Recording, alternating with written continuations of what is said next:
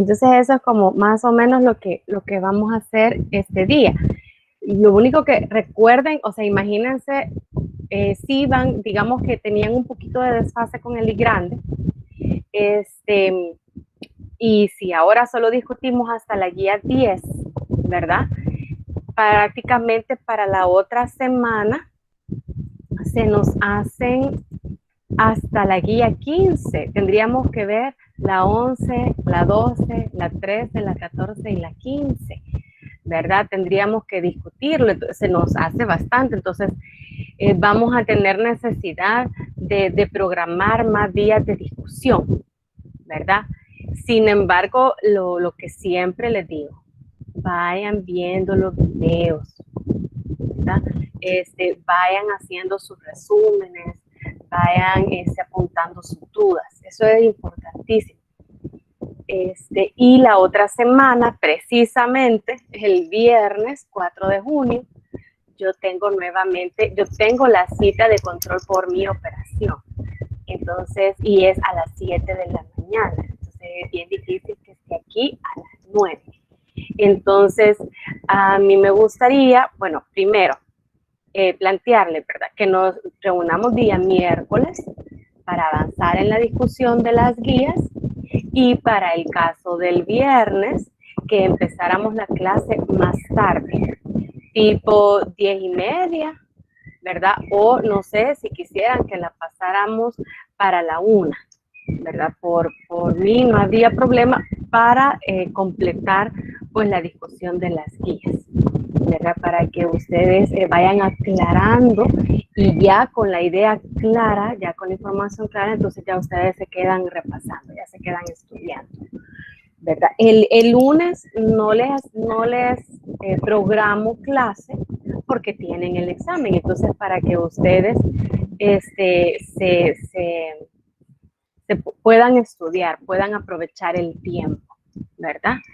Y entonces quedaríamos la otra semana miércoles y parte del viernes. También para la otra semana va el otro laboratorio, el laboratorio número 3, ¿verdad? Entonces, tienen que ustedes mantenerse al día con la vista de esos videos y todo, porque el tiempo se nos va a ir súper rápido.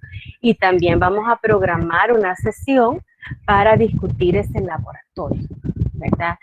Y que precisamente para ese laboratorio, el laboratorio número 3, ya tendríamos que haber visto, porque como se tocan algunos principios de difusión, de ósmosis, ya tendríamos que haber discutido la guía 11 y 12, ¿verdad? Precisamente la 11 y la 12. Entonces, lo que sería que el miércoles discutamos en la mañana guía 11, 12, y no sé, se me ocurre que en la tarde el laboratorio, porque no sé si lo podríamos hacer todo al mismo tiempo, además unas jornadas muy largas, ¿verdad? Y el viernes nos quedarían de las guías de la 13 a la 15. Más o menos algo así sería la actividad para la otra semana, ¿verdad? Pero digamos que la guía 13 a la 15, pues le podemos dar un poquito más de tiempo, ¿verdad? Sí, entonces eso sería como la actividad para la siguiente semana. Día miércoles en la mañana, guías 11 y 12, y vamos a discutir el laboratorio. No sé si en la mañana o por la tarde, o si ustedes me dicen, Lick, mejor jueves por la tarde, o sí, por ahí tendría que hacer, si ustedes me avisan, ¿verdad? O arreglamos. Ok. Entonces, si gustan, voy a comenzar explicando lo que es como los aspectos más importantes sobre la guía 9. ¿Recuerdan ustedes? Espero que ya puedan estar viendo el PowerPoint.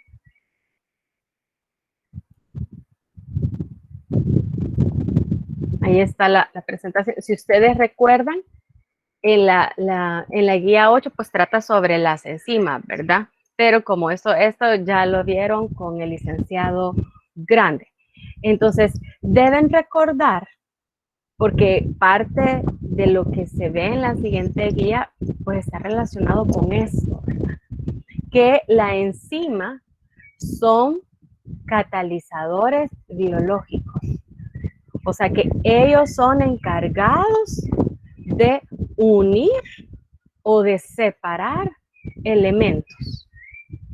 Eso es importante que ustedes lo recuerden, ¿verdad? Ese es un catalizador biológico. Ellos se encargan de que las reacciones químicas sean más rápidas. Es decir, para formar o por ejemplo, aunque tengamos agua y oxígeno, para que estos se separen, pues, tienen que pasar tiempos de años quizás para que ellos por sí solitos se separen, por ejemplo, y convertirse en peróxido o separarse el agua y el oxígeno, ¿verdad? O, por ejemplo, que el peróxido de hidrógeno, que es 2 moléculas de hidrógeno y 2 moléculas de oxígeno, que ese se disuelva o se separe en agua y oxígeno, pues tendría que pasar muchísimo tiempo, ¿verdad? Para que se dé si las moléculas están solas, ¿verdad? Porque las moléculas pues necesitan de energía para poder unirse o separarse. Entonces, una enzima lo que hace es que crea esa reacción para que suceda de manera mucho más rápida, ¿verdad? Y lo otro que deben de recordar es que la mayoría de las enzimas son proteínas. Si ustedes tienen alguna duda a medida que yo voy explicando, pues pueden habilitar su micrófono también si no escuchan bien o quieren que repita algo, ¿verdad? Muy bien.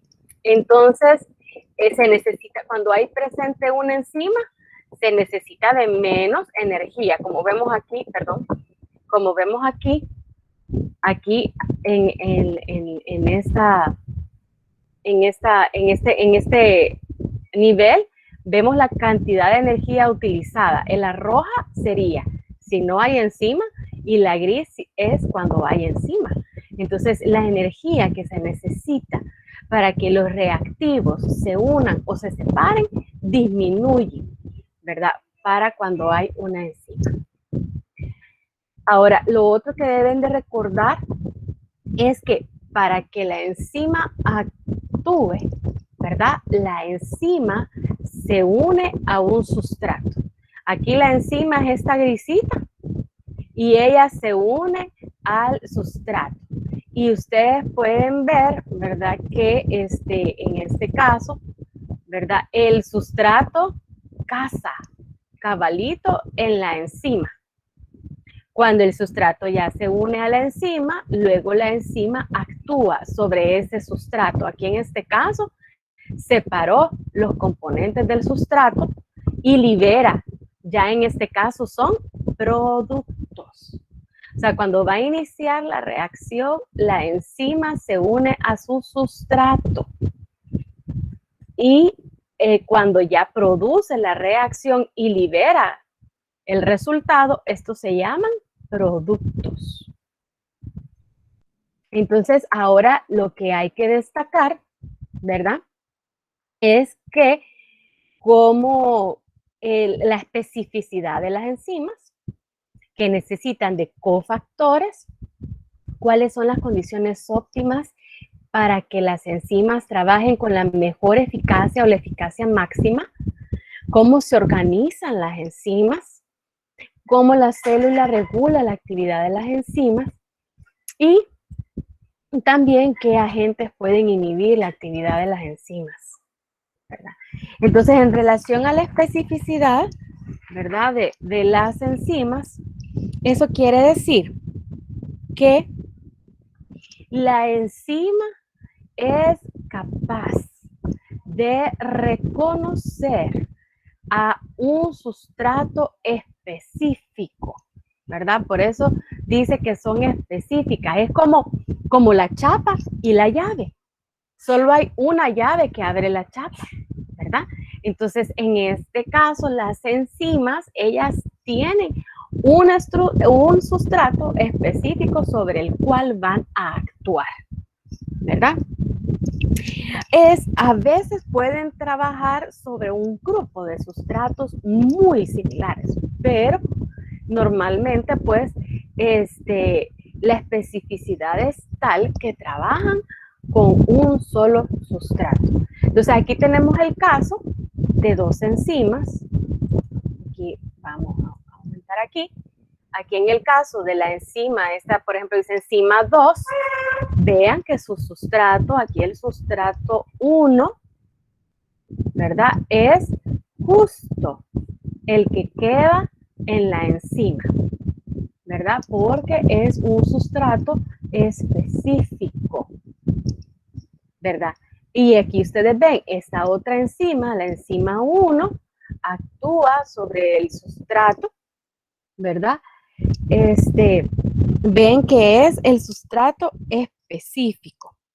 Entonces, por ejemplo, la enzima ureasa que menciona el material, ¿cuál va a ser su sustrato?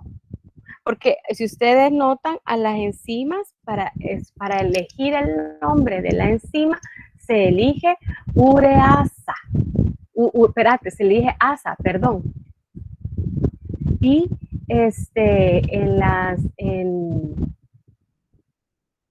en el caso de las enzimas, perdón, se nombra poniendo el sufijo asa, ¿verdad?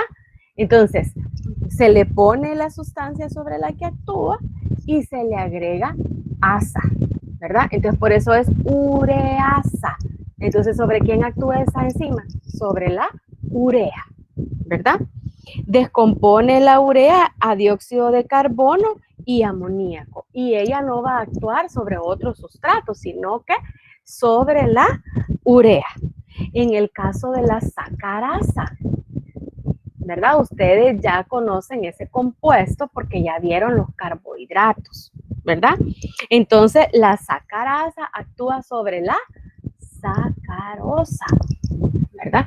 Solo se va a unir a ese sustrato. Y como les digo, hay ocasiones en las que hay enzimas en las que actúan sobre varios compuestos, pero digamos actúan sobre enlaces específicos. Por ejemplo, la lipasa, ella se encarga de separar los lípidos. Entonces, la lipasa divide los enlaces éster. También ustedes ya deben de saber cuáles son los enlaces éster que forman los lípidos, ¿verdad? Entonces, la lipasa actúa sobre ese enlace éster de una gran variedad de grasas porque actúa sobre el enlace, ¿verdad? Entonces, eso indica que la enzima es específica. Ustedes pueden ver aquí la enzima 1 con este otro sustrato, que vean que es diferente porque no tiene piquitos, sino que es cuadradito. Allí la enzima no se puede unir a ese sustrato. Ahí no se puede formar el complejo enzima-sustrato, ¿verdad? Entonces, hay momentos en los que las enzimas, como ya dijimos, son específicas a determinado sustrato. Y el otro es cuando son específicas de la reacción. Es decir, que puede que hayan dos enzimas que producen la misma reacción, ¿verdad? O como ya dijimos, en el caso de la lipasa, que ella va a actuar sobre varios sustratos, ¿verdad? Y porque actúa sobre los enlaces, que es el enlace éster, ¿verdad? Muy bien. Entonces, como les estaba diciendo, a veces son específicas de las reacciones, ¿verdad? Aquí se nos dan unos ejemplos, porque hay enzimas que catalizan reacciones similares, ¿verdad? Similares. Por ejemplo, la sacarasa es una glicosidasa, porque actúa sobre un enlace glicosídico, que es lo que une a los carbohidratos, a los monosacáridos, ¿verdad? Las fosfatasas, hay varias enzimas que son fosfatasas, pero todas ellas producen el mismo tipo de reacción, que es eliminar grupos fosfatos mediante hidrólisis de algunos compuestos o de las proteínas. Entonces, las fosfatasas serían también hidrolasas, ¿verdad? Ya entendería yo que ustedes vieron un poco esa reacción cuando se forman los polisacáridos o se separan los polisacáridos, entonces son reacciones de hidrólisis y deshidratación, ¿verdad? Cuando se unen, se quita una molécula de agua y para separar se le agrega una molécula de agua. Por eso es hidrólisis, porque se corta con, con agua, ¿verdad? Si me permiten un momentito que me están pidiendo algo, permítanme.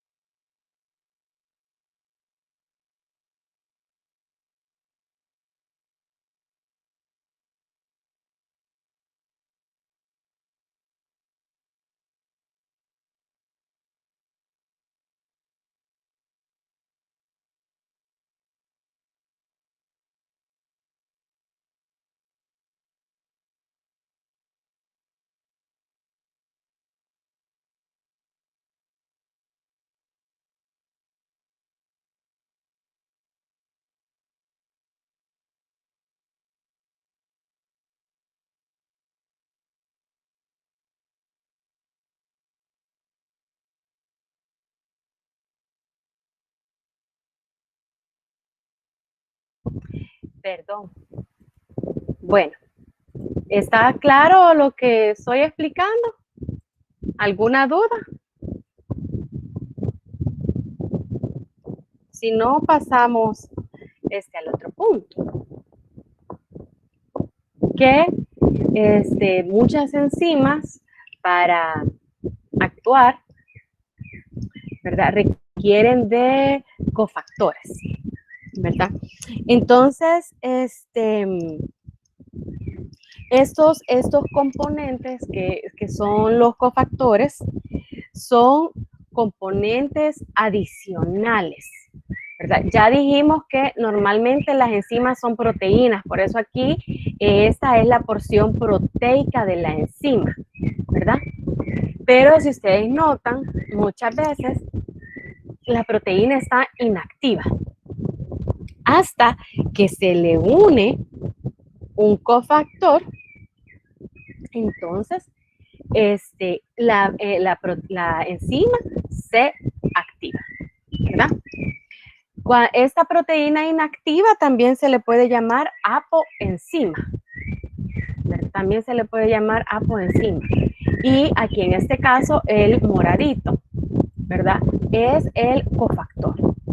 Y cuando el cofactor se une a la apoenzima, entonces se convierte en una enzima activa, ¿verdad? Hay distintos tipos de cofactores, ¿verdad? Hay cofactores inorgánicos y hay cofactores orgánicos, ¿verdad?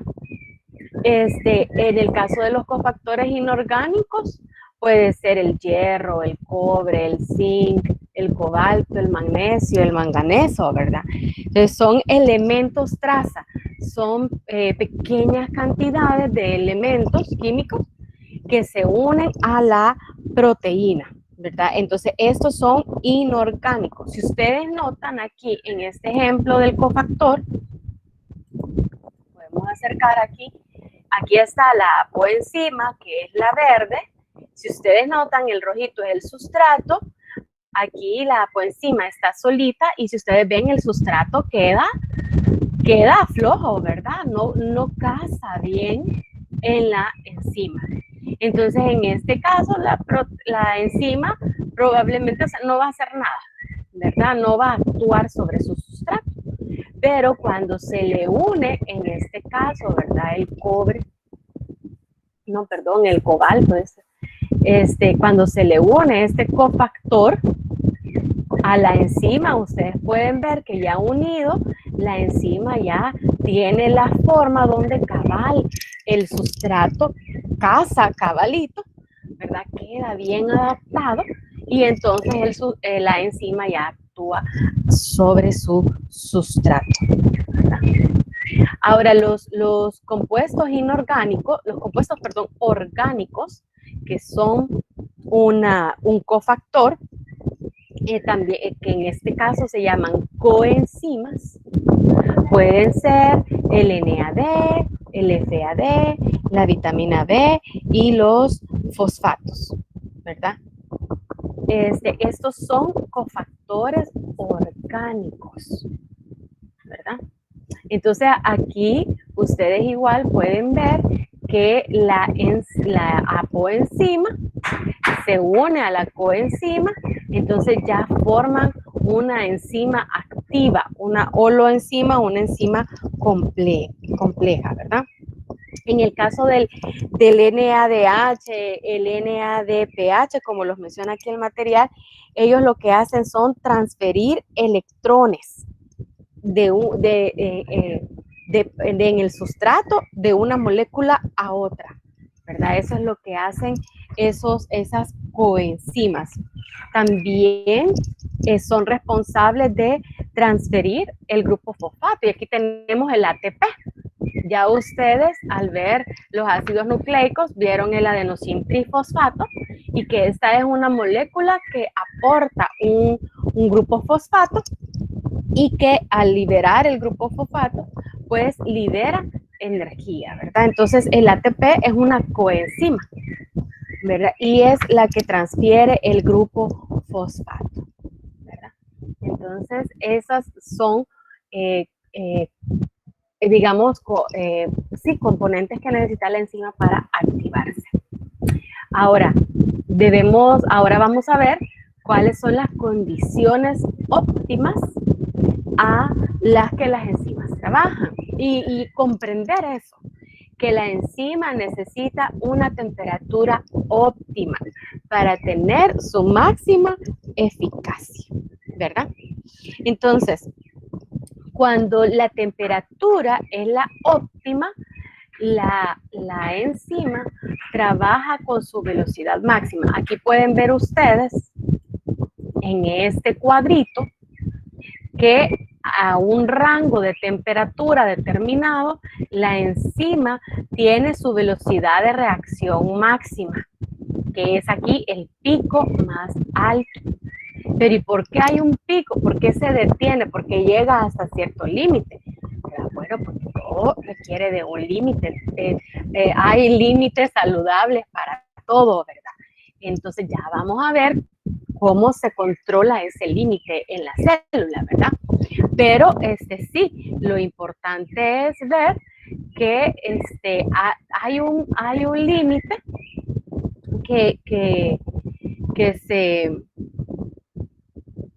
que se llega a en las mejores condiciones.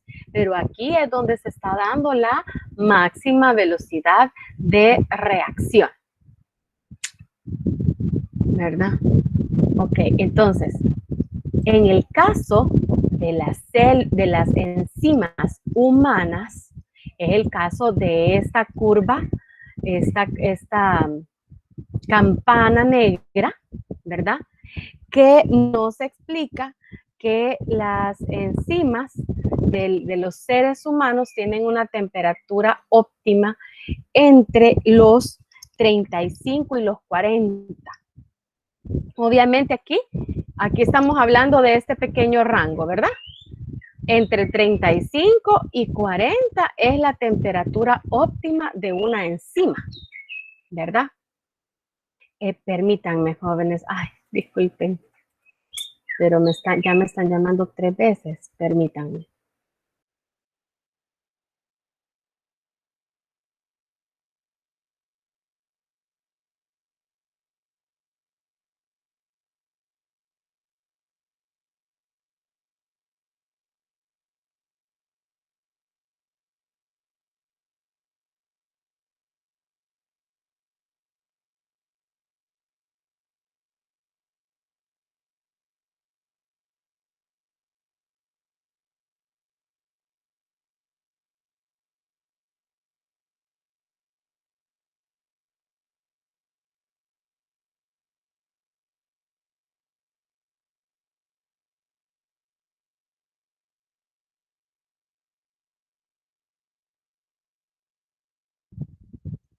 Perdón, de verdad que qué pena.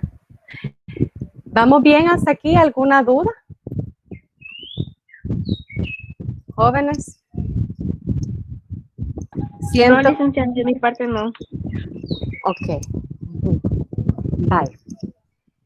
Entonces, como les estaba explicando, las enzimas de los seres humanos tienen un rango óptimo entre 35 y 37 grados centígrados, ¿verdad? Que ahora nos damos cuenta con qué temperatura andamos cuando vamos a cualquier lugar, ¿verdad? Y a veces quizás nos afligimos porque la andamos en 35, a veces la andamos en 36, casi nunca la andamos en 37, pero lo que sí deben de tomar en cuenta es que a ese rango las enzimas están trabajando bien, ¿verdad? ¿Qué sucede cuando aumenta la temperatura? Acuérdense que al aumentar la temperatura, todas las reacciones se van a acelerar. Por eso es muy probable que un niño con temperatura alta que no se controla puede llegar a convulsionar. Porque como todas las señales nerviosas empiezan como a activarse, todos los nervios empiezan a activarse, entonces los músculos empiezan a contraerse como a lo loco, ¿no? Entonces puede llegar a convulsionar. ¿Qué sucede si baja la temperatura? Si la temperatura baja, las reacciones son más lentas, ¿verdad? Entonces, por eso es que, por ejemplo, en los hospitales o en los quirófanos mantienen una temperatura baja para que el organismo esté como más relajado, ¿verdad? Porque las reacciones enzimáticas son más bajas. Esto es igual que poner la clara al fuego, ¿verdad? Ustedes ven que la clara, que es la proteína, cambia su color y su consistencia. Entonces las enzimas son proteínas, ¿verdad? Entonces al cambiar la temperatura y al aumentarla, la proteína luego de un tiempo en el que se activa exageradamente, esta se va a llegar a descomponer en el sentido de que pierde su forma natural. Entonces la enzima, acuérdense que la forma es para que case, ¿verdad?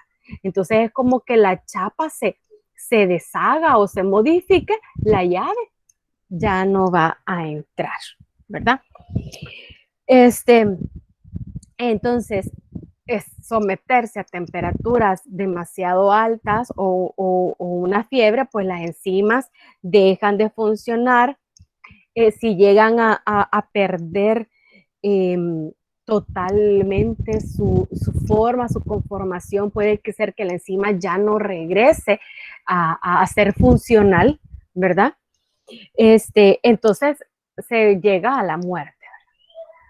Eso es con la mayoría, bueno, los seres humanos y la mayoría de los seres vivos, pero hay organismos como por ejemplo aquí, las bacterias termófilas, esta campana en rojo, cuyas enzimas tienen otro rango de temperatura óptima.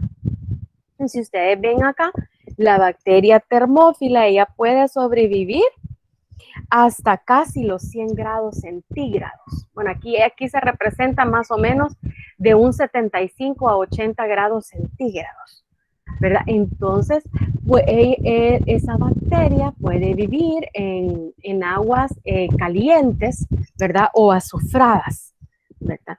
Entonces, como ahí estaba en el libro, ¿verdad? Hay un parque en el cual hay aguas termales, son aguas calientes porque el calor viene desde lo profundo de la tierra, entonces hay bacterias que viven ahí y pueden resistir, ¿verdad? Porque sus enzimas pues actúan de manera óptima en ese ambiente.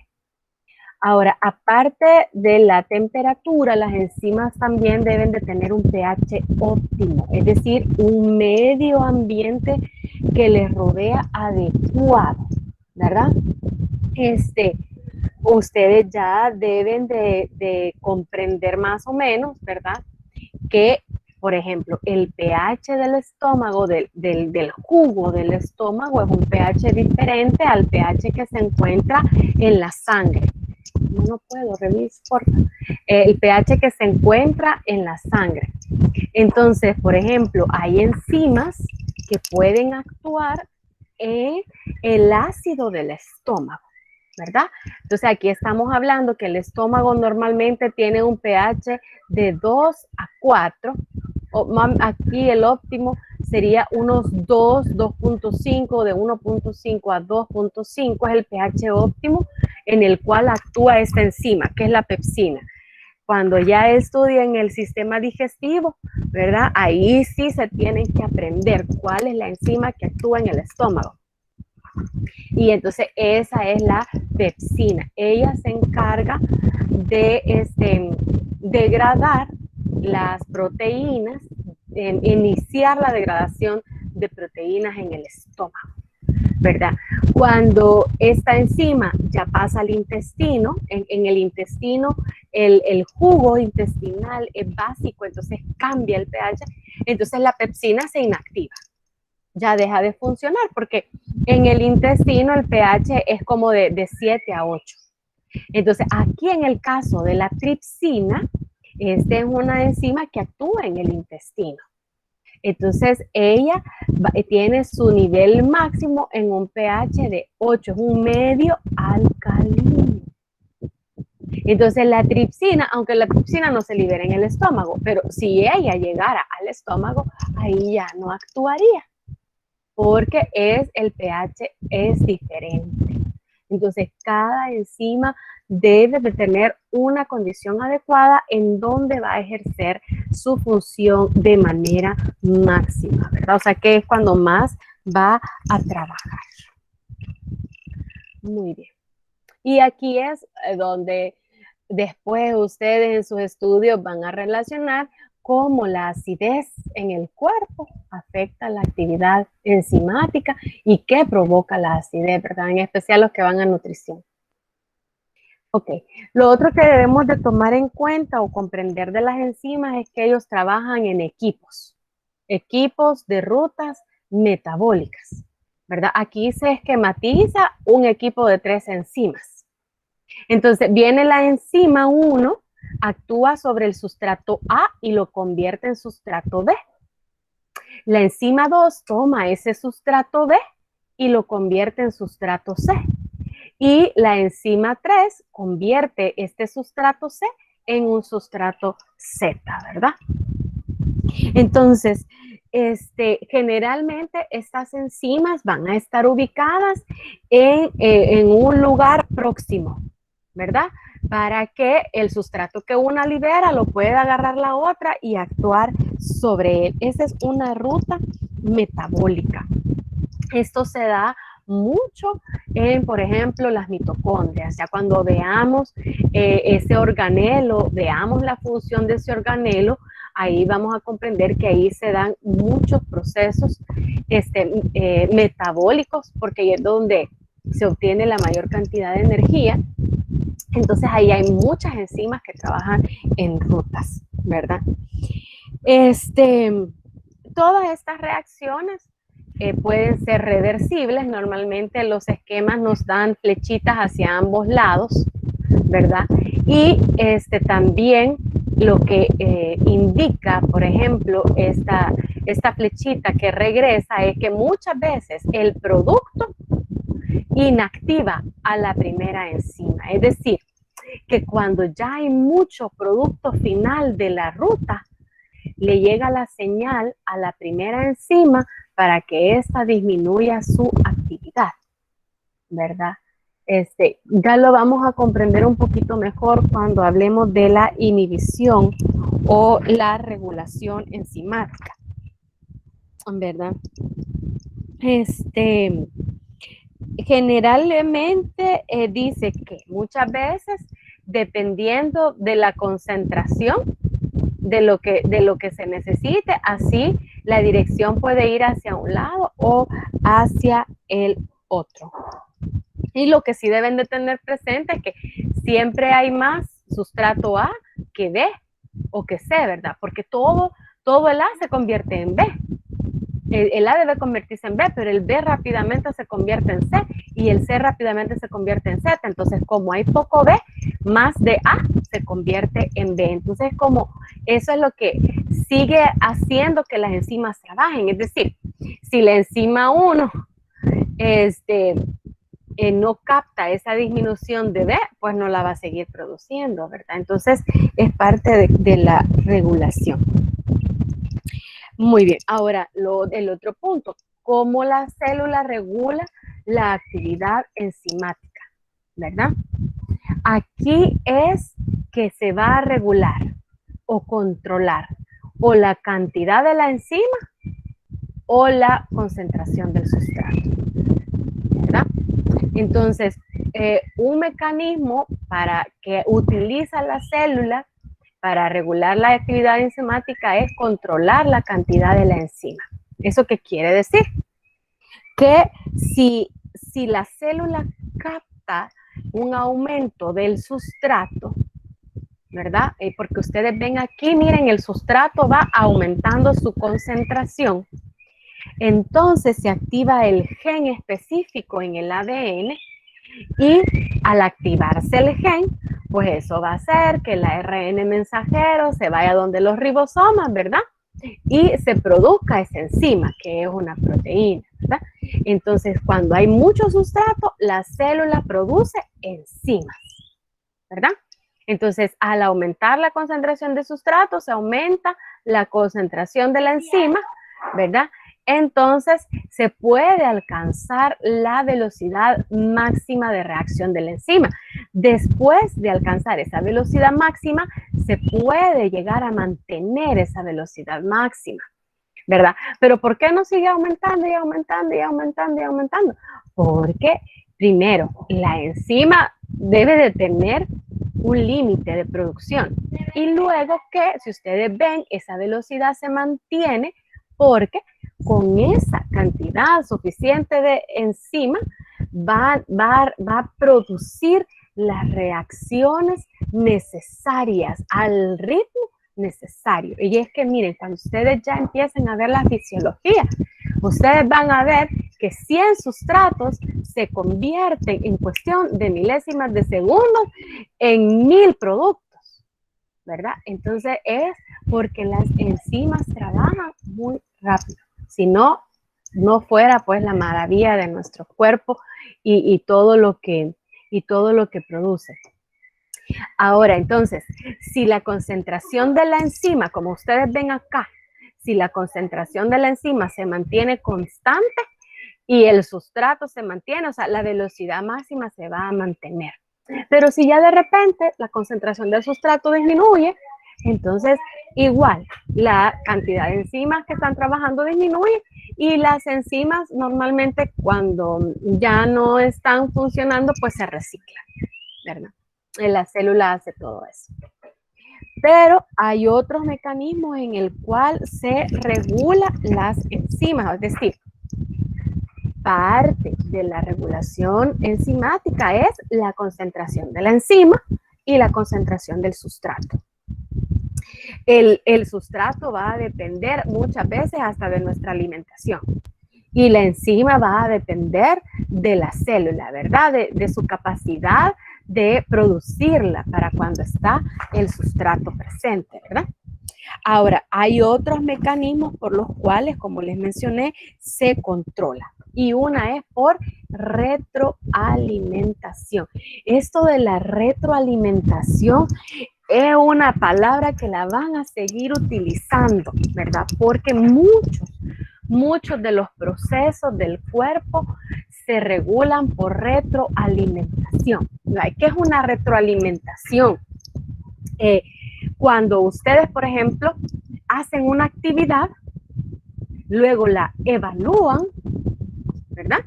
Y después, de acuerdo a esa evaluación, disminuyen su actividad, la mejoran, la aumentan, etcétera. Eso es una retroalimentación cuando analizamos lo que hemos hecho, ¿verdad? El mecanismo que se ha formado, analizamos lo que hemos hecho y de acuerdo a eso que analizamos, pues nosotros vemos si mejoramos nuestro actuar, o si no, o si estamos bien, ¿verdad? Entonces, en muchas cosas, pues nosotros hacemos retroalimentación y el organismo se controla a través de retroalimentación. Entonces, aquí vemos nosotros una ruta de enzimática, ¿verdad? Ustedes ven que hay 3 enzimas, ¿verdad? Y a la enzima 1 se le une el sustrato, que es ese triangulito. A la enzima 2, el sustrato, que es el triángulo verde, se convierte en este rectángulo morado. Y este es el sustrato de la enzima 2. Y produce un cambio en él y lo cambia a este rectángulo con estas curvitas aquí, que es el celeste, ¿verdad? Y este es el que toma la enzima 3 y produce un producto, que es este cuadrito amarillo.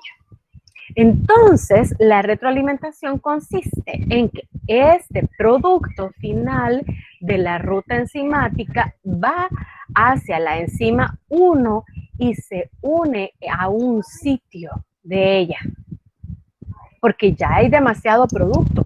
Entonces, ese producto se une a la enzima número 1 y ¿qué le cambió aquí? Miren, le cambió el sitio activo.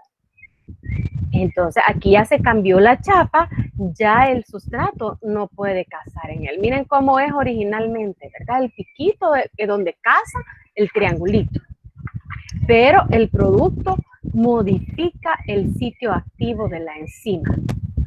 ¿Por qué? Porque ya hay demasiado producto. Entonces, hay tanto producto que hasta hay producto disponible para unirse a la enzima 1. Entonces, así se detiene la producción. Claro que este tipo de unión es temporal también, ¿verdad? Porque el cuerpo así se va regulando, ¿verdad?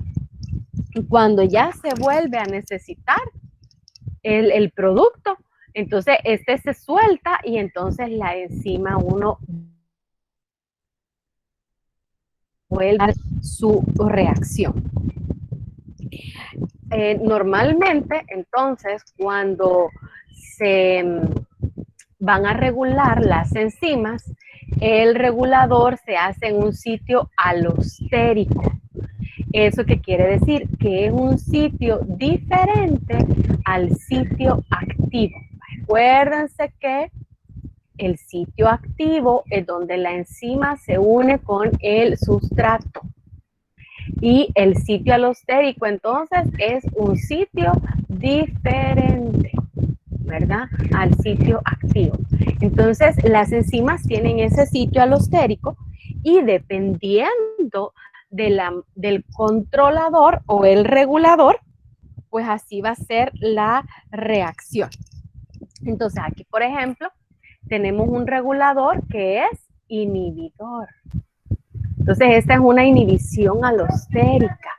Eso quiere decir que cuando el inhibidor se une en el sitio alostérico de la enzima ya no va a catabolizar la reacción. Aquí, miren, le cambió la forma de su sitio activo. Entonces, ya el sustrato no se pudo unir. Entonces, la enzima queda inactiva por un tiempo, porque igual estos reguladores no se unen permanentemente, ¿verdad? Y en el caso de la activación alostérica es cuando el regulador es un activador. Entonces viene el activador, se une al sitio alostérico y entonces la enzima se vuelve apta, su sitio activo se vuelve a adecuar para poder unirse con su sustrato, ¿verdad? Ahora veamos los tipos de inhibición, porque tanto en el cuerpo van a haber casos de activación, casos de inhibición, ¿verdad?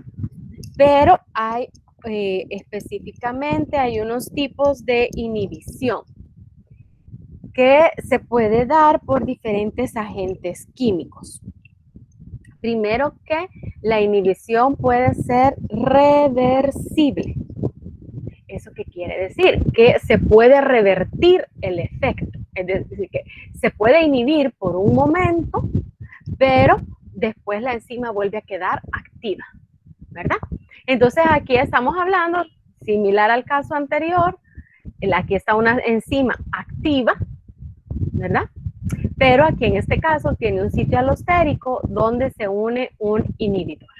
Si ustedes ven, el inhibidor cambia la forma del sitio activo, entonces la enzima ya no puede actuar sobre su sustrato. Acuérdense que lo que quiere la enzima es actuar en el enlace específico para romper una molécula con otra, o separarla o unirla.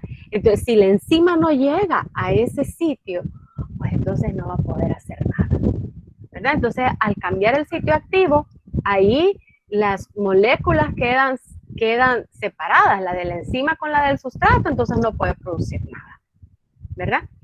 En este caso, la reacción es reversible, porque una vez se quita el inhibidor, la enzima vuelve a ser funcional.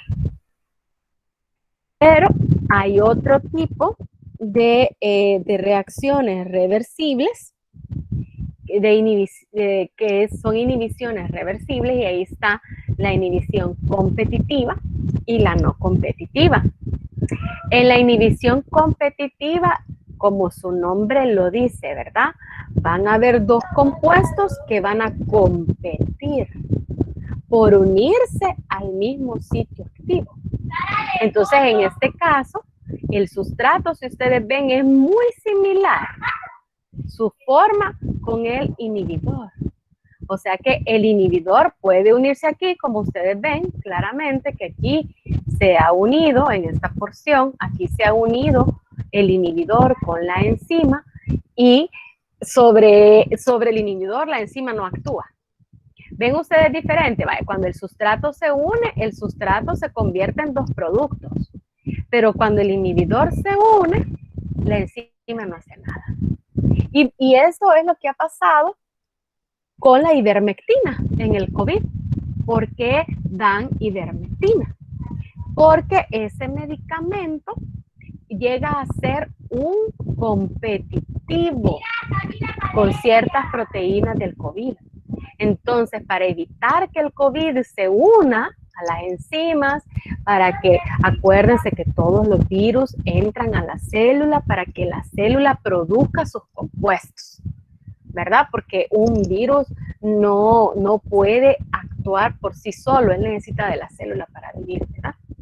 Entonces, en el caso de la ivermectina, ella se une, entonces evita que más moléculas de COVID se formen, ¿verdad? Porque evita que las proteínas del COVID se unan a las enzimas, ¿verdad? Esa es una inhibición competitiva. La otra inhibición es la inhibición no competitiva. Esa es donde actúa el sitio alostérico, ¿verdad? Es que hay un sitio inhibidor en donde se une el inhibidor, valga la redundancia. Y entonces cuando ustedes pueden ver aquí en este caso, cuando el inhibidor está unido a la enzima, entonces la enzima no divide el sustrato. El sustrato que ustedes ven puede unirse porque el inhibidor está en otro sitio, pero el sustrato no va a ser formado o convertido en sus productos. Pero si no hay inhibidor, si este inhibidor se desprende, entonces la enzima nuevamente vuelve a funcionar. Entonces, aquí el inhibidor puede unirse a ese sitio alostérico y después puede separarse porque es una reacción reversible. ¿Cuándo es que es una inhibición irreversible? Cuando lo que se le une a la enzima ya no se va a separar. O sea, el inhibidor se une a la enzima ya no puede unirse a su sustrato, ya no puede actuar y entonces va a llegar un punto en que la enzima mejor se va a degradar, la proteína de la enzima se desnaturaliza. Algunos de estos inhibidores pues son los venenos, ¿verdad? Como por ejemplo el mercurio o el plomo. Estos son inhibidores enzimáticos que producen una inhibición irreversible, es decir, que la enzima se elimina o se degrada, ¿verdad? Entonces ya no puede actuar. Ok. Entonces, en este caso, hemos terminado la guía 9. ¿Hay alguna duda?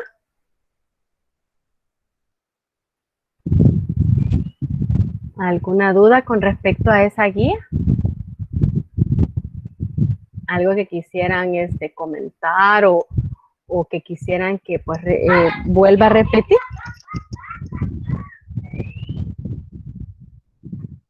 De mi parte no, licenciada. Ok. Muy bien. No. Vaya. Voy a abrir entonces la guía 10. Entonces, ustedes, creo que si ustedes ven cuál es la lógica de la subproblemática 4, cuál es la lógica que se ha ido desarrollando en todas estas guías. ¿Qué es lo que, cuál es el rumbo que llevamos, jóvenes? ¿Alguien pudiera explicarme si ha logrado entender cuál es la lógica de cómo se ordena la temática en la subproblemática 4? ¿Qué es lo que vieron en la primera guía?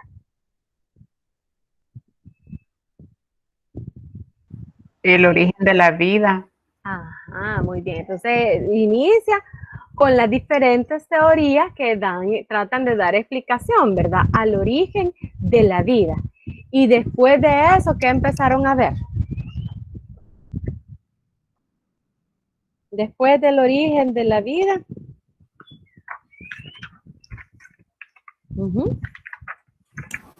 ¿Qué bien? La organización e integración de la materia viva. Ajá, muy bien.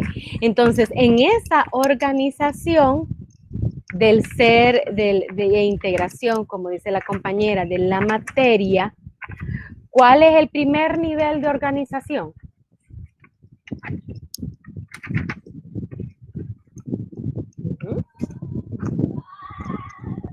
¿Cuál es el primer nivel de organización?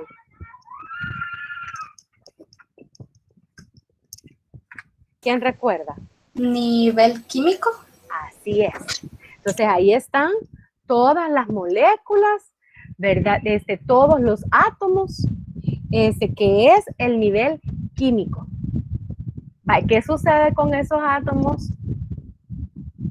¿Qué sucede con esos átomos? ¿Qué hacen los átomos? ¿Qué forman?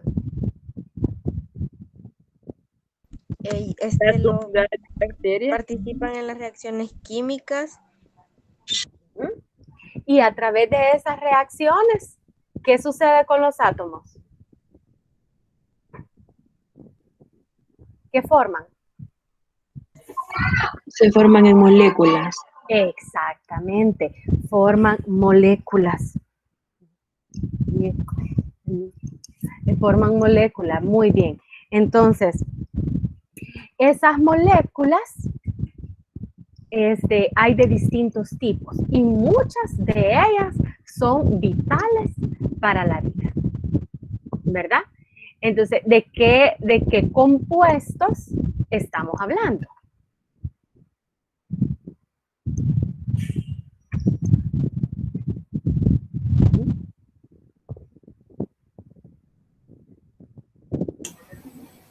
Carbono, hidrógeno, oxígeno, nitrógeno y fósforo. Vale, muy bien, entonces esos son los átomos como los más importantes que forman compuestos, forman un grupo de compuestos. ¿Esos compuestos cómo se llaman? Compuestos orgánicos. Compuestos orgánicos, así es. Y esos compuestos orgánicos, ¿cuáles son? ¿Cómo se llaman? ¿Cuáles son sus diferentes tipos?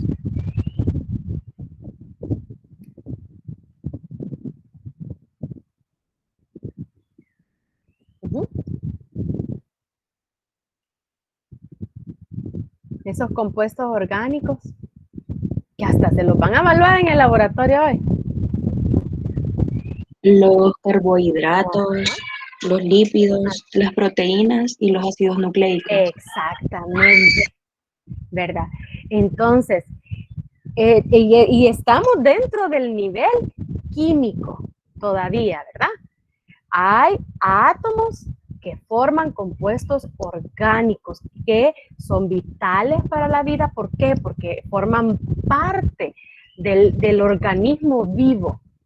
Y aparte de que con eso forman su estructura, también se utilizan para obtener energía y para formar compuestos, etcétera, ¿verdad? Entonces, estos compuestos orgánicos son carbohidratos, lípidos, proteínas y ácidos nucleicos, ¿verdad?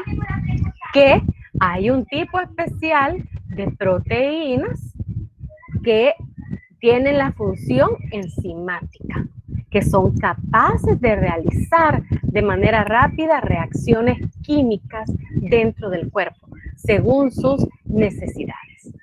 Entonces, esos compuestos, como ya les mencioné, llegan a formar el siguiente nivel. ¿Cuál es el siguiente nivel de organización de la materia después del químico?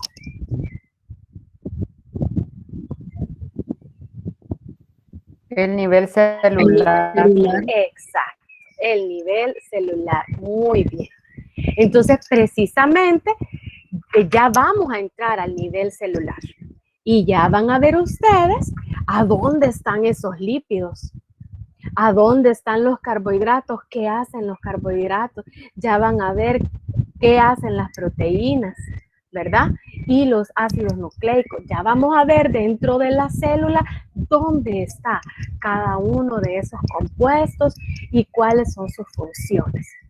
Eso, ustedes tienen que ir haciendo ese engranaje de contenido, ¿verdad? Porque van a ver cómo todo va formando un siguiente nivel, ¿verdad?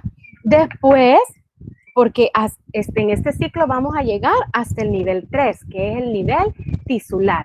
Porque después vamos a ver cómo las células se organizan y forman los tejidos. Eso es todo lo que vamos a ver en lo que resta de estas guías, ¿verdad? La célula y los tejidos. En el siguiente ciclo vamos a ver los siguientes niveles de órganos y de aparatos y sistemas. Me refiero en el siguiente nivel porque los vamos a ver más detallados. Ahora sí, ustedes van a tener un esquema completo, ¿verdad? Van a saber cuáles son todos los sistemas y los órganos. Pero ya en el otro ciclo van a ver la mayoría de aparatos de sistema y en el tercero los van a completar. Entonces, en estos 3 ciclos, ustedes ven prácticamente un vistazo general de fisiología y anatomía de todo lo que es el cuerpo humano. Lo único que no se ve a detalle es la piel, pero de ahí todo lo vamos a ver, ¿verdad? Entonces, la guía número 10 ya inicia sobre lo que es la célula, ¿verdad? Eso es, vamos a hablar un poquito sobre el nivel celular. ¿verdad? Voy a compartir parte de esa presentación para poder ir tocando algunos aspectos importantes, ¿verdad? Entonces, aquí es importante que ustedes vean primero cómo fue la historia de que se descubrió la célula, cuáles son las propiedades básicas de la célula, y vamos a ver los dos tipos de células que hay, las procariotas y las eucariotas, cuáles son las características y las diferencias entre ellas. Entonces, el descubrimiento de las células tiene mucho que ver con el descubrimiento de la microscopía, ¿verdad? Y en este caso hubieron varias personas que empezaron a trabajar con lentes, con prismas, con vidrios, y empezaron a lograr, a obtener estas imágenes ampliadas. Entonces, eso permitió conocer un mundo que para ese momento era desconocido, ¿verdad? Y que es las células. Entonces, la primera persona que descubrió las células fue Robert Hooke, ¿verdad? Tenía 27 años cuando él pudo documentar, ¿verdad? Lo que son estas celulitas que vemos acá, porque él lo que hizo fue observar las células que forman el corcho. Él dice que cortó un pedazo de corcho y entonces él lo que describió, ¿verdad? Fue como panalito de abejas, ¿verdad? Ustedes ven estas estructuras que forman pues estos pequeños compartimientos como un panalito de abeja, ¿verdad? Como celdas, él hablaba de celdas. Entonces, cada uno de estos compartimientos o celdas constituía la pared celular. Porque aquí en este caso, pues la célula ya está muerta, ¿verdad? Pero cada uno de estos, pues constituye lo que es la pared celular, ¿verdad? Del vegetal. Entonces, él logró ver que el árbol, ¿verdad? O de donde viene el corcho, pues tenía esas estructuras, esos compartimientos, esas celdas, ¿verdad? Luego, Anton van Leeuwenhoek fue otro que trabajó con lentes y que hizo ese microscopio, ¿verdad? Él hizo un microscopio de una sola lente y pudo observar bacterias y pequeños otros microorganismos. Entonces, él estuvo enviando a la Sociedad Real de London, ¿verdad? O de Londres, todas sus observaciones microscópicas y él pudo ver cómo las bacterias tienen su movimiento característico. Entonces, él pudo ver y lo describió como pequeños animalículos, ¿verdad? Él observó una gran cantidad de animalículos en el campo del microscopio que iban y venían. Entonces, él vio el movimiento de esos microorganismos en la muestra que analizó, ¿verdad? Entonces, Leeuwenhoek aparte hizo otros experimentos que a raíz de él pues, fue que empezaron a producirse las vacunas, porque en ese momento, acuérdense que la forma de concepción, y luego lo van a relacionar, ¿verdad? Con lo que es toda la historia de la salud. Entonces, antes de Leeuwenhoek no se sabía que habían microorganismos que no eran visibles y que pues esos arruinaban los alimentos, esos son los que producían enfermedades, pero con Leeuwenhoek ya empezaron a descubrir esos microorganismos tan pequeños y empezaron inclusive a hacerse las vacunas, ¿verdad? Pero, bueno, Leeuwenhoek siguió enviando ese material, pero fue hasta 1830, ¿verdad? En el 38, que empezó a darse importancia a lo que era la célula. Entonces, hasta después, hasta tiempo después, empezaron a comprender sobre lo que es la célula y que, por tanto, o sea, Leeuwenhoek no supo, ¿verdad? Después relacionar, ¿verdad? Que estos microorganismos realmente eran una célula, ¿verdad? Fue hasta en 1839 que Theodor Schwann, ¿verdad? Schwann, él propuso los dos principios de la teoría celular, es decir, que descubrieron, por así decirlo, la forma básica de la vida, ¿verdad? Entonces, él propuso en su teoría estos dos principios, que todos los organismos están compuestos de una o más células y que la célula es la unidad estructural de la vida, ¿verdad? Entonces, al ir viendo todos esos hallazgos, ver que las cosas estaban formadas por compartimientos, ver que había pequeños microorganismos con vida y que era una, pues era tan pequeño, entonces fue que empezaron a ver que esas estructuras tan pequeñas eran las vitales, ¿verdad? Que eran las que formaban la vida, ¿verdad? Y en 1855, porque Schwann fue para 1839, ya en el 55 el patólogo Rudolf Virchow, él propuso, ¿verdad? Que las células solo pueden originarse por división de una célula preexistente. Entonces él le agregó esa otra característica a las células, que solo se iban a originar si había una preexistente, ¿verdad? Muy bien. Ahora, ¿cuáles son las propiedades básicas de la célula? Bueno, la primera propiedad y que ya vimos es que la célula tiene vida, ¿verdad? Y que es la unidad estructural de la vida, ¿verdad? Es lo que forma la vida. Y la otra propiedad de la célula es que muere, ¿verdad? Muere. Aunque han habido cultivos de células que nunca mueren, ¿verdad? Que siguen dividiéndose, pero realmente esas eran unas células cancerosas, ¿verdad? De un tumor de esta Martha Gray, ¿verdad? Y que todavía están dividiéndose in vitro, las células de ella, ¿verdad? Pero de ahí, las células tienen un límite de división, ya están, como ya vamos a ver más adelante, ¿verdad? Programadas para, por así decirlo, desactivarse, ¿verdad?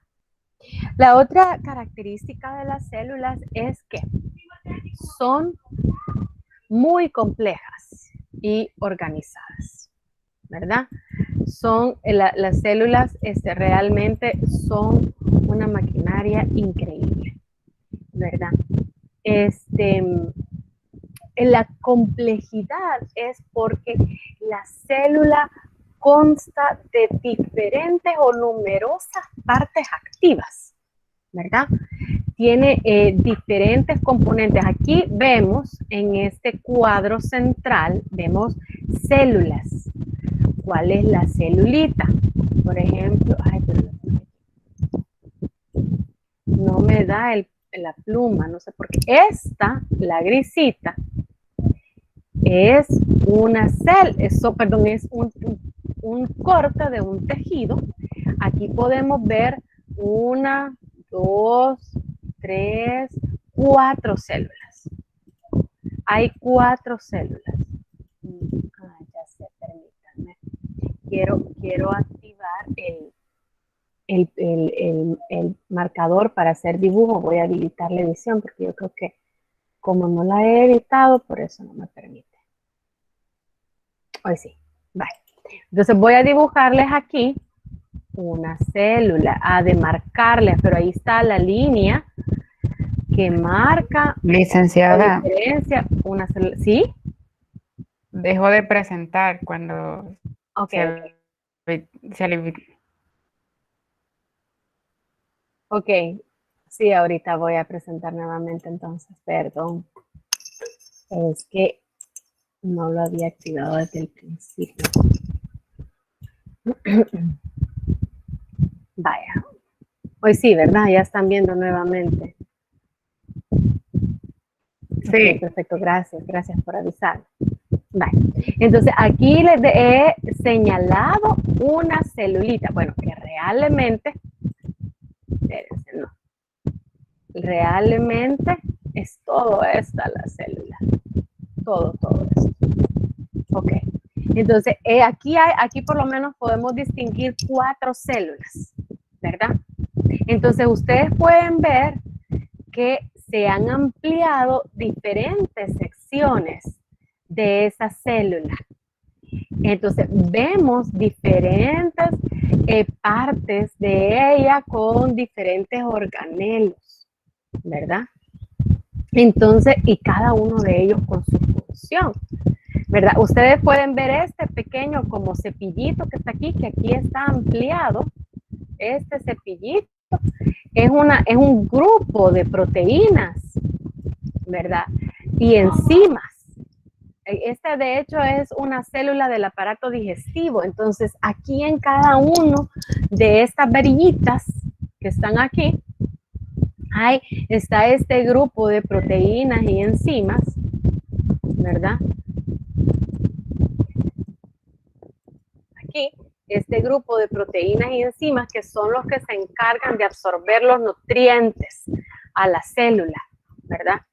Aquí, entonces, en esta porción de acá hay una organización de proteínas y enzimas que hacen que los nutrientes pasen del intestino hacia la célula. Ustedes pueden ver acá también en esta parte de la base de la célula que hay una gran cantidad de estas que es la mitocondria. La mitocondria, como ustedes pueden ver, estos pliegues tienen grupos de enzimas que son estas que se pueden ver acá y ustedes pueden ver pues esta luz térmica es por el calor, por la energía que se libera en este organelo, porque la mitocondria es la central energética de la célula, pero para que la mitocondria, es decir, produzca esta cantidad de energía, hay una cantidad de enzimas que precisamente trabajan en rutas metabólicas, ¿verdad? Y le dan la energía a la célula para que pueda realizar todos sus componentes. Entonces, y tanto más complejas, ustedes las van a ver, ¿verdad? Célula por célula de cada órgano van a ver esa complejidad y esa organización, tanto de los componentes de la célula como de todas las células que forman un órgano, que forman un aparato y todas las que forman el cuerpo, ¿verdad? Muy bien. Entonces, la otra característica de las células es que poseen un programa genético y los medios para usarlo. Aquí ya ustedes saben que los ácidos nucleicos forman el ADN de las células, ¿verdad? Y este ADN se organiza en genes. Ya cuando veamos el núcleo, vamos a ver cómo el ADN se organiza en genes. Y son estos genes que ya vimos que hay un gen que se activa para producir una enzima específica. Entonces, hay un gen para cada característica. Para el color de los ojos, para el color de la piel, aquí en el caso de los tigres, para las diferencias de pelajes, ¿verdad? Para el metabolismo y también que estos genes pueden variar porque se pueden recombinar, ¿verdad? O pueden mutar, que eso es cuando se producen cambios bruscos en la cadena del ADN, ¿verdad? Entonces, pero este programa genético, la célula sabe cómo utilizarlo. Ya ustedes probablemente han escuchado que la información del ADN prácticamente, si la ponemos lineal, puede darle casi la vuelta al mundo, ¿verdad? A la Tierra, pero está tan compactada, pero la célula sabe cómo utilizar ese programa genético para reproducirse, para dividirse y para trabajar, por así decirlo, y también para morir, ¿verdad?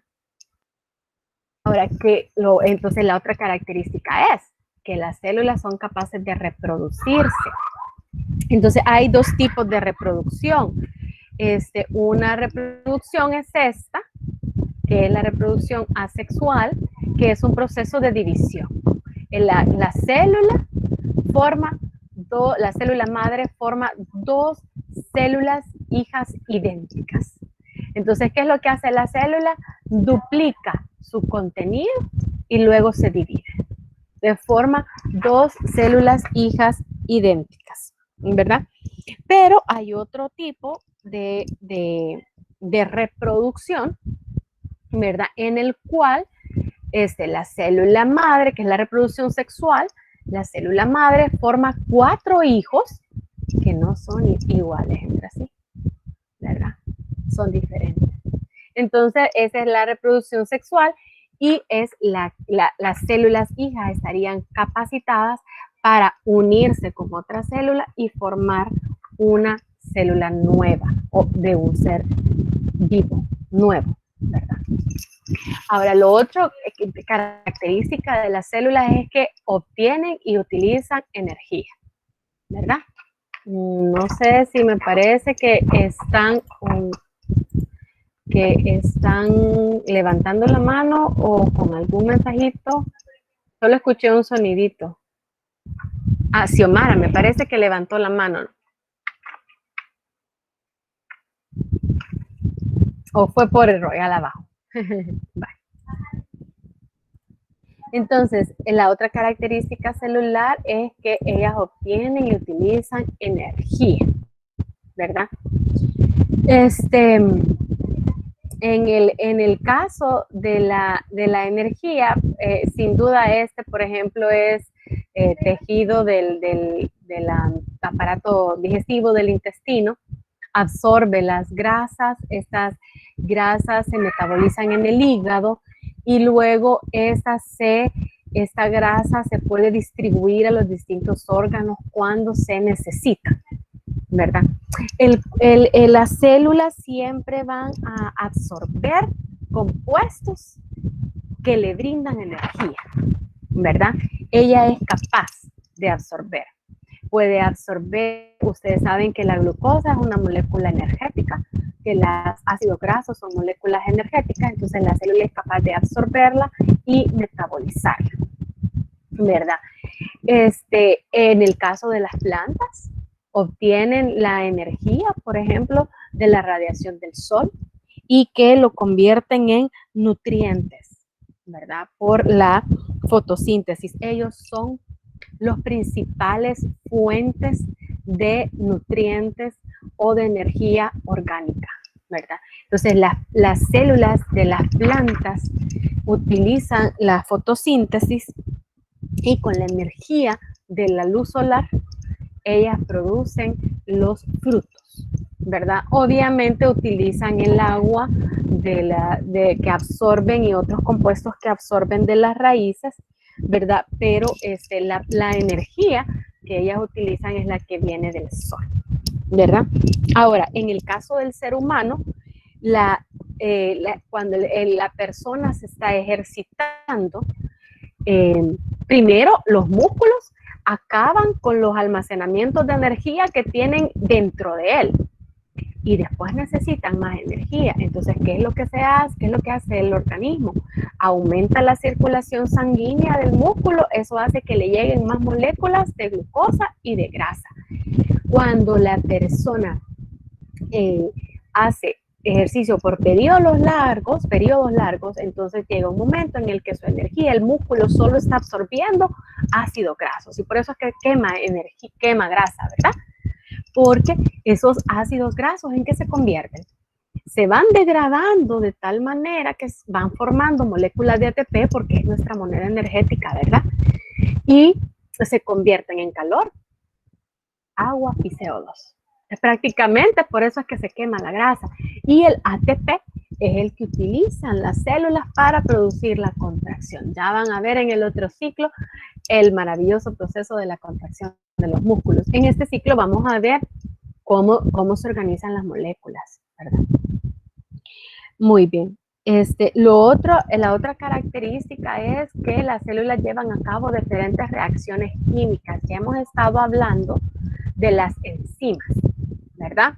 Esos son catabolizadores. Ellas producen reacciones químicas. ¿Para qué necesita hacer esas reacciones? Porque a través de esas reacciones se da lo que es el metabolismo celular. ¿Eso qué quiere decir? La célula puede obtener energía. Normalmente, la célula degrada los compuestos para producir energía y luego esa energía la utiliza para producir otros compuestos. Aquí, este montón de flechas y de cosas son reacciones químicas, son vías metabólicas y que muchos las van a tener que aprender. Los que van, por ejemplo, al laboratorio, van a nutrición, se aprenden este tipo de reacciones. Entonces, ustedes ven aquí la glucosa. Aquí viene la molécula de glucosa que va a entrar a la célula y esta molécula pasa por una fase de glucólisis, de fermentación, se convierte el piruvato y el lactato y luego este piruvato, o sea, estos son compuestos intermedios, sustratos intermedios. El piruvato entra a la mitocondria y ahí, mire, viene otra serie de reacciones. ¿Y qué se produce al final? Lo que ya dijimos. ATP, que es la forma de energía, CO2 o dióxido de carbono y agua. Entonces, esta reacción produce energía. Ahora, ¿y de qué sirve este ATP? Con este ATP se producen otras proteínas de la célula, ¿verdad? Se producen otros compuestos, se llevan a cabo otras reacciones. A través de esa energía, la célula puede formar otros compuestos para destruir microorganismos, para formar organelos, para formar hormonas, para formar otros compuestos que la célula debe de formar y liberarlos al exterior. Por ejemplo, las células de la tiroides necesitan el ATP para formar las hormonas, la T3 y la T4, que son las hormonas que produce la tiroides, ¿verdad? Las células de la defensa necesitan el ATP para formar otros compuestos que son como bombas para los microorganismos. Entonces, por eso es que se necesita esa energía. Lo otro es que las células se ocupan de numerosas actividades mecánicas. Actividades mecánicas, ¿por qué? Porque necesitan mover sustancias. Y es tan increíble la manera en la que los mueven, porque fíjense que hay un nervio que viene de la base del cráneo hacia la punta del dedo gordo. Y para que esa neurona actúe, tiene que llevarse el neurotransmisor que se produce en la base del cráneo, se tiene que llevar hasta la punta del dedo. Entonces, ese movimiento es muy, muy rápido, ¿verdad? Entonces, las células pueden realizar actividades mecánicas. Esta proteína motora es motora porque ella se encarga de movilizar una molécula, un compuesto de un lugar a otro, ¿verdad? Entonces, las celulitas son pequeñas maquinarias. Luego, las células pueden o son capaces de reaccionar a los estímulos, ¿verdad? Ustedes pueden ver acá, aquí hay una molécula que llega a estimular el núcleo directamente. Y esta molécula en el núcleo puede producir una reacción celular. Hay moléculas que pueden llegar a la superficie de la célula y eso producir una reacción, ¿verdad? Y poco a poco vamos a ir viendo diferentes ejemplos en las cuales las moléculas afectan el interior de las células. Por ejemplo, las células del páncreas que liberan la insulina. Esa célula recibe una señal para liberar la insulina. Otra característica es que las células son capaces de autorregularse, ¿verdad? La célula ella sabe cuando debe dividirse, ella sabe cuando debe permanecer inactiva sin dividirse, y ella sabe hasta dónde llega, ¿verdad? Hasta dónde va a llegar. Y también la célula sabe que si está dañada, ella misma se muere, ¿verdad? Por eso es que si nuestro cuerpo funciona bien, por eso las células cancerígenas se eliminan, porque ella misma se detecta que está dañada, ella crea una señal y dice estoy mal, y ella misma empieza a degradarse y llegan a otras a eliminarla. Entonces, cuando este daño se puede dar cuando el ADN, por ejemplo, cuando se duplicó mal. Entonces, pudo haber un problema aquí. Cuando se duplica el ADN, pudo haber un problema, entonces generar una célula defectuosa, entonces lo que hace es eliminarse, ¿verdad? Muy bien, entonces aquí hemos llegado con la otra característica es que las células evolucionan, ¿verdad? En el sentido de que las células, como la teoría de la evolución lo presenta, ¿verdad? Que puede ser que la célula venga de una vida precelular más sencilla y que luego esta se complejizó, ¿verdad? Muy bien. Ahora veamos cuáles son las dos clases de células fundamentalmente diferentes, ¿verdad? Entonces, cuando empezaron con el microscopio a poder observar los distintos tipos de células, vieron que habían características que las diferenciaban y se formaron o se distinguieron las células procariotas y las células eucariotas. Las células procariotas son las células más simples. Como podemos ver acá, las células más simples, las que forman las bacterias. La célula vive, genera sus mecanismos básicos para vivir, ¿verdad? Pero hay muchos organelos y funciones que simplemente esa célula no puede realizar, y eso es lo que la diferencia de las células eucariotas, ¿verdad? Las células eucariotas ya son las células con estructuras más complejas y que forman los hongos, las plantas y los animales. O sea, nosotros como seres humanos tenemos células eucariotas que también las poseen las plantas y los hongos. Y las bacterias y algunos otros microorganismos de vida libre son células procariotas, ¿verdad?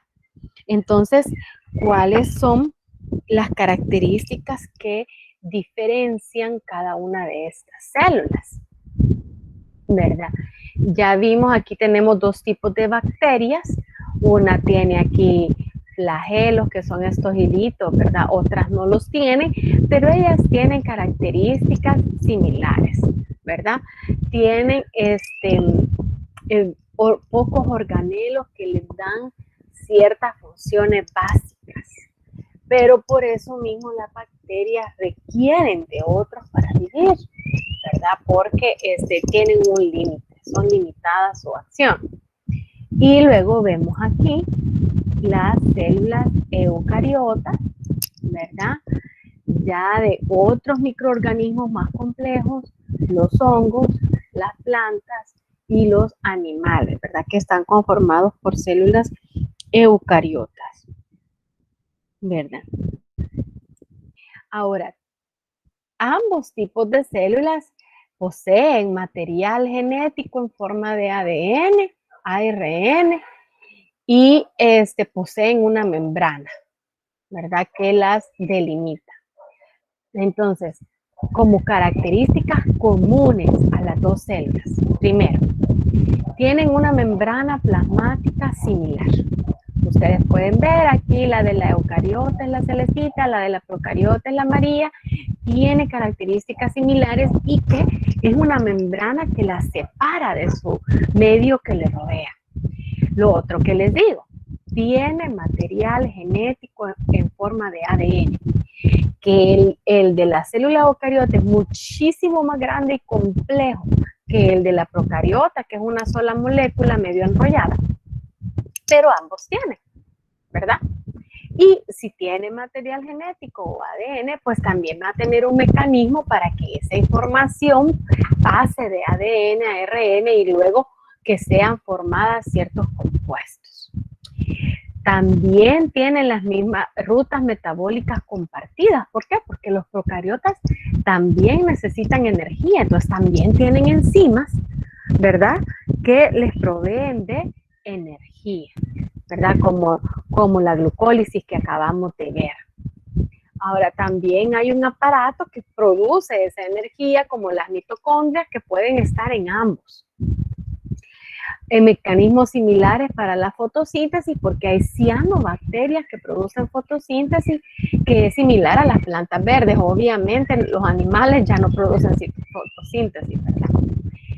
También hay mecanismos parecidos para sintetizar e insertar proteínas de membrana. Por ejemplo, todos estos cilios y flagelos son proteínas que se insertan en la membrana, que también se insertan en ciertas células eucariotas. Y hay ciertas estructuras entre las arqueobacterias y los eucariotas que son los proteosomas, que son organelos que digieren proteínas que ya están viejas o que ya no son funcionales. Entonces, esas son características que pues son similares, ¿verdad? Ahora, la pared celular o la membrana celular, pues sí le permite a ambos microorganismos de protegerse de su ambiente externo, ¿verdad? O sea, de hecho, hay bacterias que son capaces de producir enfermedades fuertes porque tienen unos compuestos en su membrana que le permiten adherirse bien a las células del organismo o que las permiten evitar ciertas sustancias que las pueden destruir, ¿verdad? Entonces tiene su membrana, en ambos casos los protege, ¿verdad?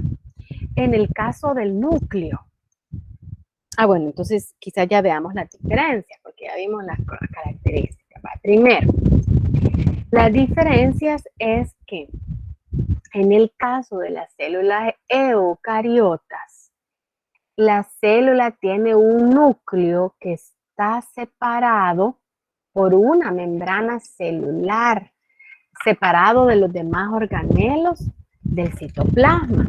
Esa membrana que separa el núcleo se llama envoltura nuclear o membrana nuclear, ¿verdad? Entonces, en el caso de los procariotas, ellos no tienen esta membrana o envoltura nuclear, ¿verdad? Entonces, las eucariotas sí lo tienen. Lo otro es la complejidad del ADN. Los eucariotas, el ADN está formado en compuestos complejos, que son los cromosomas. Pero los procariotas no tienen esos cromosomas, sino que su ADN inclusive no está muy organizado, ¿verdad? Es como que lo comparáramos así, muy vagamente, que cuando el cabello de una mujer, el cabello largo de una mujer está trenzado, tiene un peinado de trenzas, ese digamos que es el ADN de las eucariotas, que el cabello está organizado.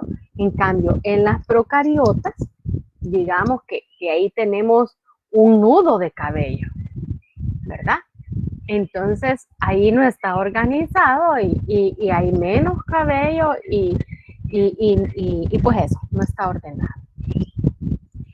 Ahora, la otra diferencia son organelos citoplasmáticos membranosos complejos. Ustedes pueden ver en la célula eucariota, que ya lo vamos a ver de uno a uno, el aparato de Golgi, vemos el retículo endoplásmico rugoso, vemos las mitocondrias, vemos los centríolos, vemos vacuolas, ¿verdad? Eso no lo tienen los procariotas. Ahora, los organelos citoplasmáticos especializados para la respiración, como las mitocondrias y los cloroplastos, en el caso de las plantas, que también lo han visto en el laboratorio, y si no, lo van a ver en el 3, van a ver los cloroplastos en el 3. Entonces, esos organelos no los tienen los procariotas. Luego, el citoesqueleto, ustedes pueden ver acá, esta como red, en la célula eucariota, ven esta red. Este es el citoesqueleto de la célula que le ayuda a mantener la forma. Este citoesqueleto está por toda la célula, le ayuda a mantener su forma, le ayuda a organizar la célula en compartimientos. Eso no lo tiene una célula procariota, ¿verdad? Cilios y flagelos complejos, como estos que ven acá, los que vimos de la célula intestinal, eso no lo tiene una procariota, que son capaces de ingerir materiales líquidos, sólidos y atraparlos dentro de vesículas en los procesos de endocitosis y fagocitosis, que ya los vamos a ver, eso solo lo hace una célula eucariota, ¿verdad? Las paredes celulares con celulosa, que solo lo tienen las plantas, eso no lo tiene ninguna célula procariota. La división celular con el uso mitótico, eso solo lo hace una célula eucariota. La presencia de dos copias de genes, que viene uno del padre y una de la madre, eso solo lo tiene una célula eucariota. Las 3 enzimas que sintetizan el RNA, que son polimerasas, eso solo lo hace la eucariota o lo tiene la eucariota. Y la reproducción sexual, que requiere meiosis y la fecundación, eso solo lo hacen las células eucariotas. Entonces, eso no lo tiene las células procariotas y eso es lo que hace, ¿verdad? Que la célula eucariota, pues, por lo tanto, sea más compleja, ¿verdad?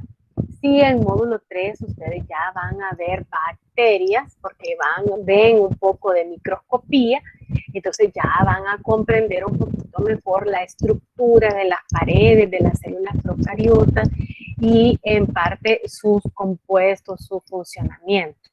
Nosotros de aquí en adelante nos vamos a enfocar en la descripción de las características de una célula eucariota, ¿verdad? Entonces, con esto hemos terminado, pues, la guía 10.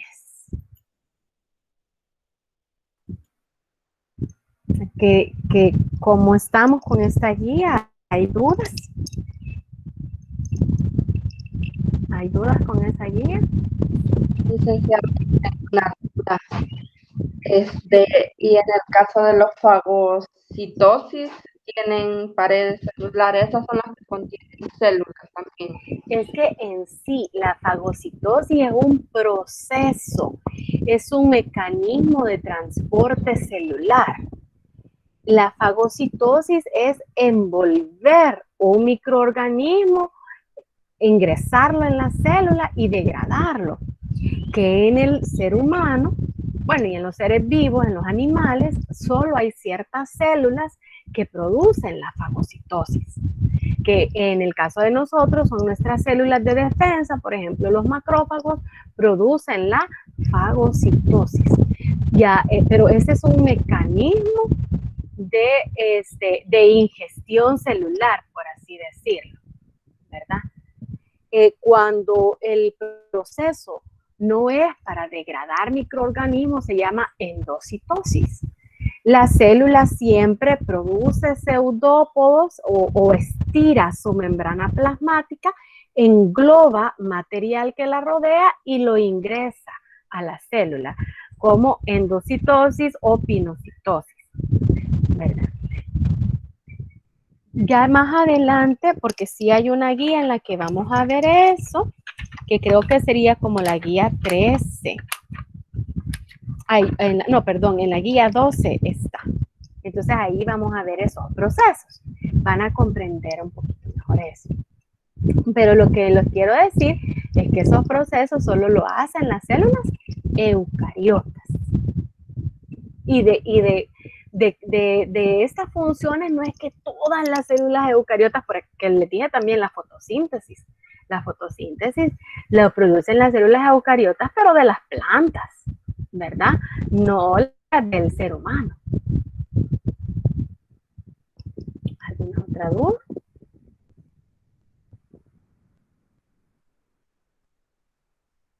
¿Alguna duda con relación a las guías de la 1 a la 10 o al laboratorio? ¿A qué horas tienen su examen de laboratorio, jóvenes? A las 4:20. A las 4:20. Y con el IC Renato imagino que van a llegar hasta las 4. ¿Hasta qué hora? ¿De qué horas a qué horas ha programado el IC? De 2 a 4. De 2 a 4. Va, entonces yo había pensado solo discutir estas dos guías para que ustedes tuvieran este tiempo para estudiar. O no sé si quieren que veamos la guía 11. Porque si no habíamos quedado que la guía 11 y 12 la vamos a ver el miércoles, pero tenemos que verla antes de discutir el laboratorio, ¿verdad? Y el viernes haríamos de la 13 a la 14. ¿Les parece así? ¿Está bien? Sí, Sí, licenciada. Vale, ya a partir de este fin de semana ya les voy a ir poniendo yo el material siempre, ¿verdad? En el campus y en el Facebook los videos, ¿verdad? Y vamos a ir viendo cómo nos ponemos al día. Luego, lo otro que les iba a preguntar, creo que contabilicé como 35, 36 que me dicen que sus notas están correctas. Lo que quiero es que chequeen ese documento para ver si mañana subo las notas a Prometeo, ¿verdad? Porque yo no sé, ya voy a averiguar si hasta hoy va a estar habilitado o nos van a dar el fin de semana. Y lo otro es que quisiera saber con respecto a los compañeros, si tienen ustedes, si algún coordinador, la coordinadora, o no sé si alguno de comisión, o si me pueden pasar el informe de cuántos compañeros han dejado ya el ciclo. A mí solo me informó de retiro de ciclo un compañero y creo que una compañera, pero no sé si hay más. Y lo otro que quiero hacerles el llamado de que me parece que para el examen de la subproblemática 3 hubo uno o dos que no tienen nota y tampoco hicieron diferido. O sea, no hicieron el examen ordinario, al parecer no hicieron el diferido. No sé si es que o no lo pidieron o se les denegó, ¿verdad? Lo único que, miren, o sea, lo mejor es no perderse la evaluación. Que después me repongo, vaya, pero de verdad se va a reponer. Si ahorita son las primeras evaluaciones y no hice el trámite, no lo voy a hacer. Pero la cuestión es que después, porcentaje por porcentaje cuenta y todo suma, ¿verdad? No he verificado en el caso de los cortos de laboratorio si todos lo hicieron. Pero, o sea, lo que yo les digo, aunque ganen 0.1, pero ese 0.1 puede ser la diferencia para llegar a suficiencia o para pasar el ciclo. O sea, no se pierdan evaluaciones. ¿Eso qué quiere decir? Si no lo pude hacer el ordinario por una situación de urgencia, pues hay que solicitar el diferido. Y hay que estar pendiente porque a veces el licenciado grande les hace una pregunta requiere una confirmación de algo para aceptarles o no el diferido. Pero si no se lo envían, si no lo explican bien, entonces, ¿cómo se les va a aprobar? ¿Verdad? Entonces, es que ustedes estén pendientes de su proceso porque cada nota les va a contar. ¿Verdad? Entonces, yo no sé si es que estas personas al final deciden retirar el ciclo o no. Por eso, si alguien tiene el dato realmente de cuántos lo han dejado, a cuántos han retirado, no han dejado el ciclo, sino que cuántos lo han retirado, pues entonces que si me pudieran pasar el dato. Entonces eso, llamado la atención. Y el que no haya revisado las notas, hágalo ahorita, porque si yo las tengo que meter hoy en la tarde, así las puedo meter hoy en la tarde. Si no, lo haría el día de mañana. Pero digamos que por lo menos hace falta unas 8 personas, me parece, ¿verdad? Y luego que con respecto al ensayo, ya les voy a mandar las fechas a partir de la otra semana, porque digamos, como los fui revisando diferente y hay algunos que lo tuvieron más días, porque uno lo revisé el 15, otros lo revisé el 18, otros lo revisé el 19. ¿Verdad? Y no sé si los otros los revisé el 20. Entonces, de acuerdo a eso, yo voy a poner otra calendarización. Voy a darles una semana para que ya me entreguen nuevamente, en el caso que los que ya me lo habían hecho, otro borrador completo, o en el caso de los que no lo han hecho, el borrador completo, para volver a revisarlo, como las últimas observaciones que yo le voy a hacer para ya calificar, ¿verdad? Entonces, no sé si les parece una semana más a partir de hoy. Entonces, digamos, el otro viernes lo estaría entregando la comisión de capacitación. El lunes 7 lo entregaría evaluación, por ejemplo. El martes 8 lo entregaría logística. Y el miércoles lo entregaría la última, que fue planificación. Entonces, eso es lo que les voy a mandar por el chat para que así me hagan otra vez el ensayo y lo pongan. Acuérdense que vamos a trabajar siempre en el mismo archivo, solo que a partir de la última página, ¿verdad? Ya el ensayo completo y finalizado, ya como que si ese va a ser el que van a calificar, el que voy a calificar. No sé si les parece así. Sí, licenciada. Ok. E igual, si un compañero ya no está en el ciclo, entonces ustedes pueden marcarlo y ponerlo en rojo. Este compañero o compañera se ha retirado, ¿verdad? Para ya no tomarlo en cuenta. Si han hecho el trámite de retiro, probablemente en Prometeo no salgan.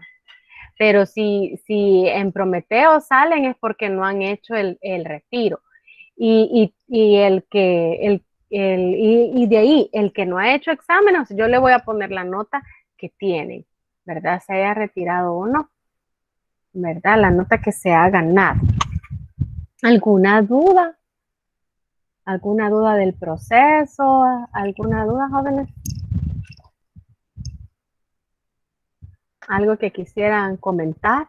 La compañera intérprete, no sé si se ha conectado ese día o los compañeros siempre están con nosotros, los compañeros audioimpedidos. Hola, buenos días. Solo Gerardo está. Teresa sí se retiró. Ah, ok. Sofía, sí. Usted pone la cámara, ¿verdad? Me dice con ellos, ¿verdad? Otra cámara. Ok, Sí. perfecto. Gracias. Ok, vaya, muy bien. Entonces estamos con uno de los compañeros. Bueno, perfecto. Ya saben que cualquier cosa estoy a la orden, ¿verdad? Cualquier cosa que necesiten del ensayo, explicación o algo, pueden escribirme. Y bueno, si no, pues llegamos hasta aquí esta sesión. Si no hay ninguna otra